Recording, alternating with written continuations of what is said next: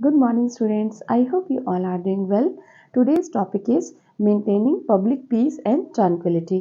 कि जो public piece है उसको कैसे मेंटेन करना है, चैप्टर 10 ऑफ सीआरपीसी बताता है। और कौन इसको मेंटेन करवा सकता है, किसको पावर है, कौन से मजिस्ट्रेट्स को पावर है, क्या जुडिशियल मजिस्ट्रेट्स को भी पब्लिक पीस मेंटेन करवाने के लिए पावर है। तो आज इस चैप्टर 10 में हम पढ़ेंगे। और जो धारा 144 आप अक्सर सुनते हो कि कर्फ्यू लग गया है, धारा 144 लग गई है, तो वो जो धारा है वो कौन लगाता है, कौन एम्पावर है उस धारा को इम्पोज करने के लिए। तो ये चैप्टर है, ये 4 पार्ट्स में डिवाइड है। ABCD unlawful assembly A part में है, सेकंड में है पब्लिक न्यूसेंस, सी में urgent cases of nuisance and D में disputes as to immovable property. तो इस चैप्टर को हम 4 भागों में विभाजित कर सकते हैं।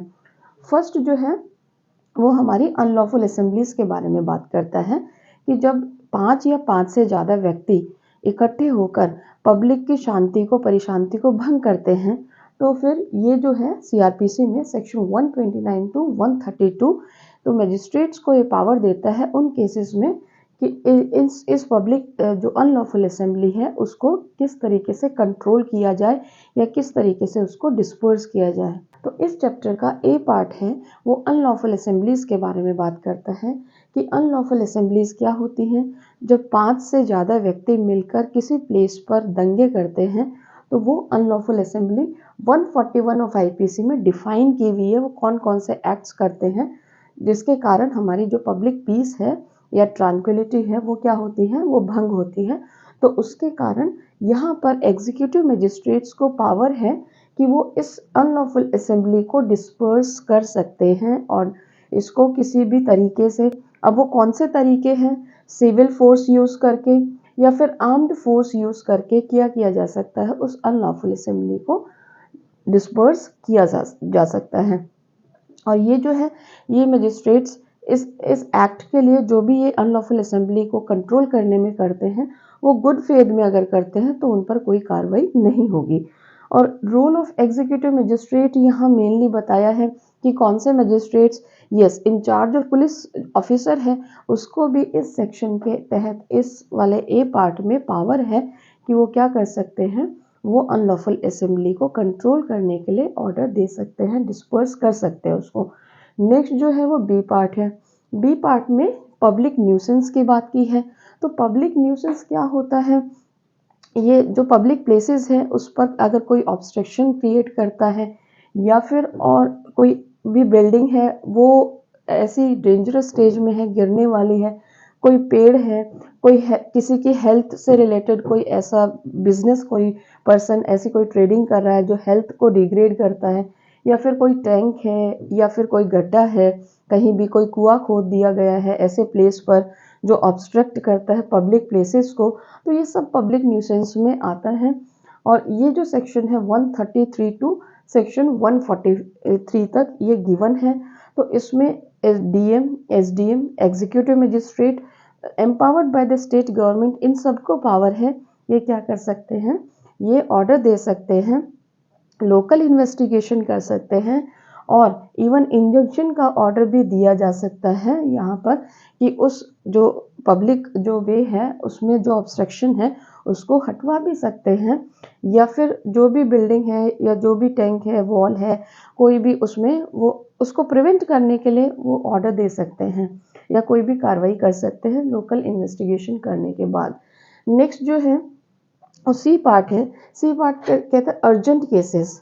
तो यहाँ जो पार्ट है 144, यही वो धारा है 144 कि इसमें भी जो एग्जीक्यूटिव मजिस्ट्रेट है, डीएम है, एसडीएम है और executive magistrate empowered by the state government, उनको पावर है, वो क्या कर सकती है, वो अर्जेंट केसेस में मींस इमीडिएट उसमें एक्शन की बहुत नीड है तो उसमें प्रिवेंटिव जो एक्शन है वो लेना है, इमीडिएट एक्शन लेना है, स्पीडी रेमेडी चाहिए अगर किसी को, तो क्या उसमें एक्शन लिया जा सकता है। उसमें एक्स पार्टी ऑर्डर भी दिया जा सकता है।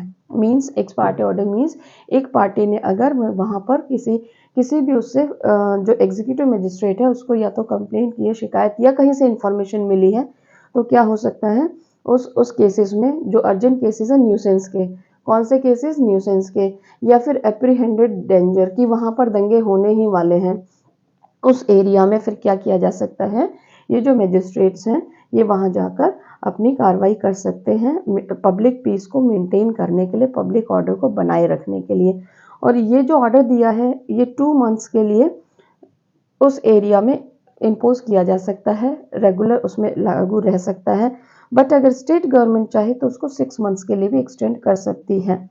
नेक्स्ट जो पार्ट है ये डी पार्ट है, इसमें डिस्प्यूट्स हैं रिलेटिंग टू इमूवेबल प्रॉपर्टी की बात की गई है कि जो इमूवेबल प्रॉपर्टीज़ हैं वो उनके रिगार्डिंग अगर उन डिस्प्यूट से जो कंसर्निंग है लैंड एंड वाटर से। इमूवेबल प्रॉपर्टी कौन सी होती है, जिनको हम एक जगह से दूसरी जगह नहीं ले जा सकते हैं, तो जैसे हमारी लैंड है ना, ज़मीन है, और वाटर डिस्प्यूट वाटर है, तो उनसे रिलेटेड जितने भी डिस्प्यूट्स हैं तो उसमें भी यहाँ पर एग्जीक्यूटिव मजिस्ट्रेट्स को पावर है कि ऐसे डिस्प्यूट्स को वो सॉल्व कर सकते हैं, एक्शन ले सकते हैं, अटैचमेंट का ऑर्डर दे सकते हैं उस प्रॉपर्टी का, और इवन वो वहाँ पर इंक्वायरी करके कि इससे पहले किसका पोजीशन था, जो ऑलरेडी कौन सी पार्टी उसको यूज़ कर रही थी, उसके अकॉर्डिंग यहाँ पर भी डिसीजन दिया जा सकता है। और जो प्रॉपर्टी अटैच की है उसके लिए रिसीवर भी नियुक्त किया जा सकता है। और right of use of land और वाटर, इसी पार्ट में डी पार्ट में इसके लैंड और वाटर के यूज़ को करने के लिए जो राइट है उसको भी डिसाइड किया जा सकता है कि किसका राइट था उस प्रॉपर्टी को यूज़ करने का, और अभी फ़िलहाल उसको कौन यूज़ कर रहा है, तो उसको उन सब चीज़ों को ध्यान में रखते हुए एग्जीक्यूटिव मजिस्ट्रेट्स यहाँ पर ऑर्डर दे सकते हैं। और यहाँ भी लोकल इंक्वायरी, जो इसका लास्ट सेक्शन है, सेक्शन 148 में लोकल इंक्वायरी की बात की गई है, तो लोकल इंक्वायरी की जा सकती है। तो ये जो आज हमने देखा चैप्टर 10 जो सीआरपीसी का, ये जस्ट एक जनरल आउटकम मैंने दिया है कि इसकी जो फ्रेमिंग होगी वो कैसे होगी, ये कौन कौन से पार्ट्स में डिवाइड है, कौन कौन से सेक्शंस में डिवाइड है।